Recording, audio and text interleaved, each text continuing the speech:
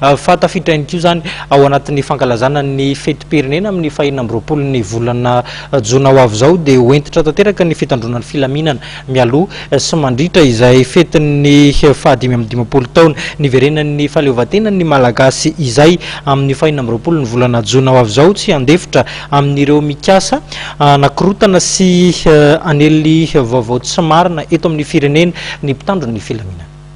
Hoentitra ny fitandronan'ny filaminana mandritra ny fankalazana ny fahadimy amby dimapolo taona ny fahaleovan-tenan'ny Madagasikara amin'ny enina amby roapolo jona izao araka nambarany teo anivon'ny mpitandro ny filaminana.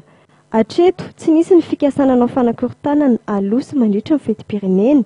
Na izany aza manamafy ny fanaraha-maso sy ny fitsirena samihafa ny eo anivony ny mpitandro ny filaminana. Entitra ny fitandronan'ny filaminana amin'io 26 juin io na ny ao anatin'ny lanona rehetra fankalazana feti-pirenena na ny alohan'ny 26 juin na 26 juin na orinan'izay tsy andefitra mihitsy izany ny mpitandro ny filaminana amin'ireo olona na andian'olona izay mikasa anao fihetsika manembatsembana manoatoana na sanatry izany manao izay tsy atomombana ny fankalazana ny feti-pirenena ireo lanona rehetra na aloha na mandritra ny 26 juin.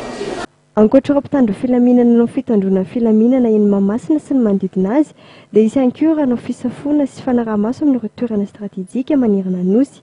No mafisina teto fa araka ny lalàna dia voarara ihany koa ny fanapohana sy ny fivarotana ny tsipopoka mandritra ny feti-pirenena. Ny polisy pirenena sy ny polisy munisipaly rahateo no manao ny fanaraha-maso amin'izany araka ny fanamariana ary isy ny sazy hatra ho an'ireo mini mandika ny lalàna.